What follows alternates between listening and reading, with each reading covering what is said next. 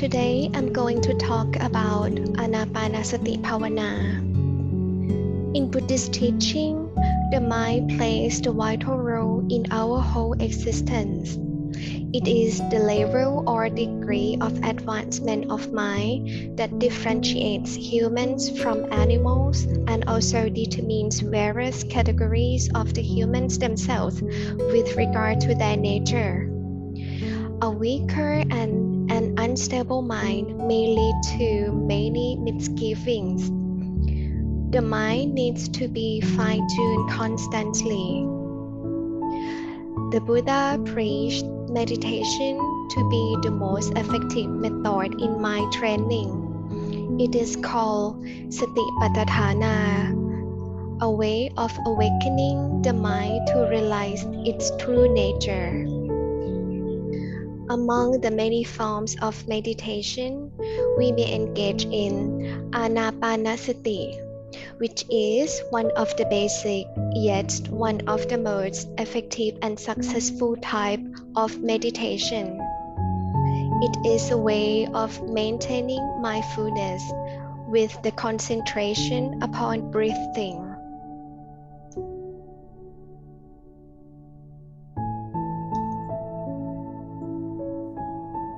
What is Anapanasati? Anapanasati, meaning mindfulness of breathing. Sati means mindfulness. Anapana refers to inhalation and exhalation, which is a form of Buddhist meditation originally taught by the Buddha. Anapana is the first step in the practice of Vipassana meditation. Anapana means observation of natural, normal respiration as it comes in and as it goes out. It is an easy to learn, objective and scientific technique that helps develop concentration of the mind. Observation of the breath is the ideal object for a meditation because it is always available and it is completely non-sectarian. Anapana is very different from techniques that are based on the artificial regulation of breath. There are no rites or rituals involved in the practice or presentation of Anapana. Anapana provides a tool to deal with the fears, anxieties, and pressures across all age groups. Besides helping to calm and concentrate the mind, Anapana helps people to understand themselves better and gives them an insight into the working of their own minds. Because of its simplicity, the technique is easy to understand and practice. Why natural respiration? The goal of Vipassana meditation is not the concentration of the mind, but to purify the mind completely by eradicating all mental impurities such as anger, hatred, passion, or fear. Vipassana is analytical study of the mind and body.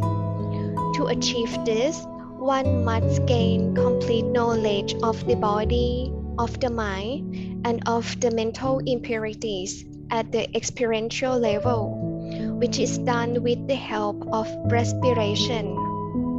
Respiration acts like a bridge between the conscious and the unconscious mind, and between voluntary and involuntary processes of the body. The first step of this technique is to develop awareness of the present reality. Life can really be lived only in the present. When one observes respiration, one begins to understand the nature of the mind. The mind is very fleeting, very fickle. This reality becomes very clear. It never stays in the present, constantly tries to escape into a past or future that is unattainable. The past moment is gone forever. Even in return for all the wealth in the world, one cannot bring back the moment. Similarly, one cannot live in the future. When the future becomes the present, only then can one live in it. One has not learned how to live. One has not learned the art of living. By observing natural respiration, we slowly train our mind to live in present. Another reason for adopting natural incoming and outgoing breath as the object of concentration is that the rhythm of our respiration has an intimate natural connection with the negativities of the mind. When the mind is polluted and overpowered by any harmful negativity such as anger, fear, lust, envy, or any other, we see that the rhythm of our respiration naturally becomes rapid and gross. When these negativities stop polluting the mind, the rhythm of respiration becomes slow and subtle. Observing the natural breath is a universal practice. Breath is breath, not a Hindu breath, not a Muslim breath, or a Christian breath. Thus, Anapana becomes universal. Now, I'm going to tell you the effect of Anapanasati on the mind. In general, we recognize two elements of the mind, calling them inner and outer minds. But Buddhism rejects this concept. There are actually just two ways in which the mind operates. The first one is being conscious of the surrounding world, and the second one is reflecting upon various things. The Anapanasati meditation makes the mind get detached from these two systems. With the focus at the tip of the nose or the edge of the lips, the mind stops running into surrounding. With the awareness on breath, the mind refrains from thinking on other issues. So, with Anapanasati, your mind remains still calm and totally detached from anything that can lead to feelings and emotions which causes various actions. Then you will begin to understand that when the mind is close to such contaminations, it can be directed towards a much higher understanding of life itself.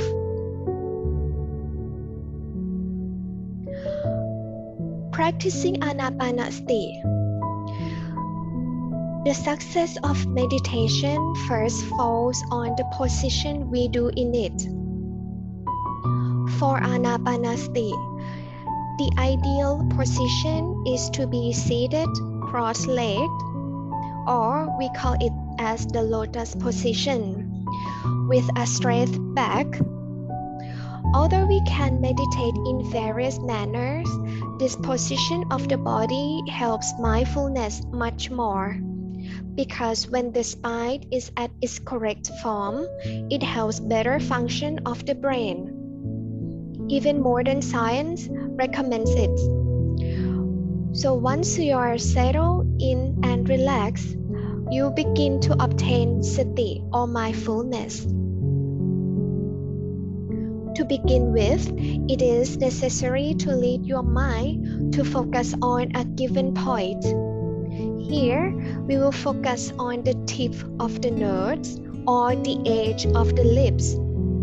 It prevents the mind from wandering into the surrounding. Keeping the mind halted at the tip of the nose or the edge of the lips, begin to reflect on your inhaling and exhaling. Now the concentration is on one point, and yet you are aware of the breath that goes in and out. Be mindful about both your focus and reflecting. To counter the exact anapanasati, both the concentration and the awareness have to go hand in hand. When the focus is at a given point, it won't let your mind move along your breathing. In fact, the Anapanasati is very much similar to a gatekeeper who does not more aware from his security point, but watches and knows everyone who goes through the gate, both in and out. It may be difficult at start to be thus mindful for long. Often your mind breaks away from it. Each time it happens, you must bring the mind back into the same attention. When you practice it for some time, the mind will gradually become trained to it. And when you have perfected it, you realize that your mind is free from the outside world and is still and balanced. That is satipatthana, or gaining mindfulness. Okay, now we will learn together to practice Anapanasati steps. There are 4 tetras that the meditator will be experiencing while they are practicing Anapanasati meditation. These steps happen naturally as concentration sharpens and mindfulness becomes more prevalent. The experiences detailed here cannot be forced and trying to do so may prevent them from happening. The Buddha outlined 16 ways of approaching the mindfulness of breathing meditation practice. The first tetra is calming the body. The first one relates to mindfulness of the body. First, just being aware of the breathing, which is a physical sensation, and noticing whether the breaths are short or long. Then, the breathing is noticed in relation to the entire body, so that the practice is no longer narrowly focused on the sensation of the breathing, but instead, the breathing is used as an anchor for a wider sense of awareness. Sometimes we talk about mindfulness with breathing instead of mindfulness of breathing. In order to make this distinction, largely, the meditator uses this mindfulness of the entire body to bring about physical calmness and release or relaxation. So in this stage, we are establishing the first foundation of mindfulness. We are noticing first of all simply whether the breaths are short or long. Then we are using our focus on the breath as the central point of reference to help establish mindful awareness of the whole body. We don't need to think about being narrowly focused on the breathing in the mindfulness of breathing practice. The breath is just a tool to help us develop mindfulness, and it is not an end in itself. Then we are allowing the body to relax deeply. This isn't a conscious process of letting go, but the release from within of tensions that have been held unconsciously in the body. From time to time, there will be a sense of sudden release. Although sometimes there will just be a gradual sense of ease, the body can start to feel more alive and energized, while at the same time remaining calm and still. This leads into the next tetra, which is concern with feelings and emotions. As the body relaxes, energy is released. This energy is known as rapture and can be experienced in many ways. Some of the commonest manifestations of rapture or piti are rushes of energy or tingling or present sensations in various parts of the body. While these sensations arise, the meditator should simply observe them without becoming elated by them. One good way to achieve this, and which the sutra recommends, is to be aware of the rapture in relation to the breathing. The breathing is used as an anchor, and this stops the meditator from being blown off course by these often powerful winds of pleasure. As physical energy is released, positive emotions are experienced, and again, the breathing is used as an anchor to allow the meditator to absorb these experiences with equanimity. Pressure and rapture are natural consequences of meditating. They just happen automatically as we start to relax. The meditator also becomes more aware of how the mind tends to show aversion towards unpleasant sensations and attachment towards present ones. Becoming more aware of these mental processes, we can then let go of craving and aversion and simply experience what we are experiencing. This leads to the emotional calmness that we call equanimity. The third tetra deals with the mind and emotions. As we stop reacting to our experience, we start to become happier. First, we notice the mind, and then we notice how the mind becomes more joyful. With the mind having become more joyful, there is less of a tendency for it to wander, and so the mind becomes steadier. Once we have developed concentration in this way, we can then apply our mind to liberating itself, since the mind has become a powerful tool for reflection. The fourth tetra shows 4 ways that we can reflect in order to free the mind. In these reflections, we contemplate the impermanence of our experience as we notice the arising, enduring, fading, and passing of sensations, feelings, emotions, and thoughts.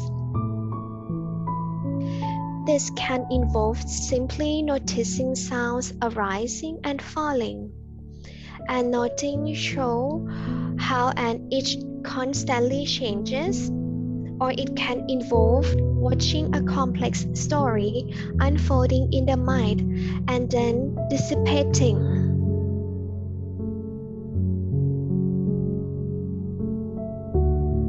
Now, we will practice step by step together.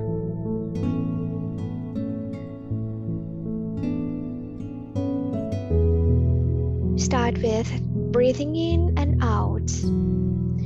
Be aware that the breath is long. Breathing in and out. Be aware that the breath is short. Breathing in and out. Be aware of all bodies. Entry to the stage is often accompanied by an easing of the effort required to meditate. It becomes very enjoyable and easier to sit. Breathing in and out. Calm the breath.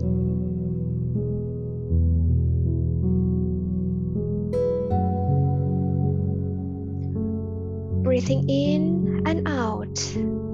Be aware of the flavor of piti.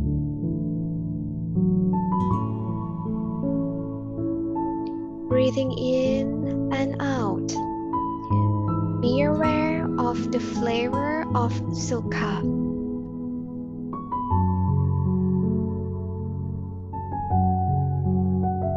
Breathing in and out. Be aware of the mind conditioner. Breathing in and out. Calm the mind conditioners.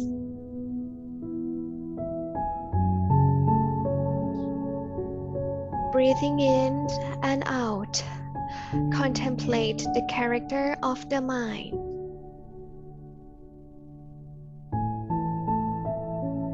Breathing in and out. Delight the mind. Breathing in and out. Concentrate the mind. Breathing in and out. Liberate the mind.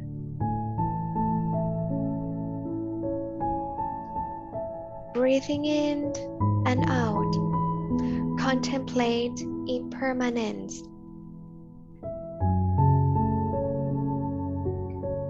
Breathing in and out. Contemplate fading away.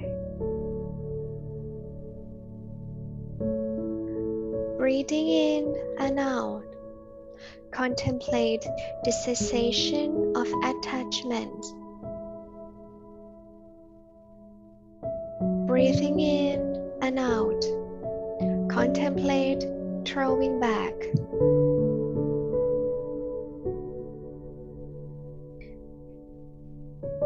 In the cessation of attachment, be aware that there is nothing that was attached towards ours in any way, and allow it all to be returned to nature.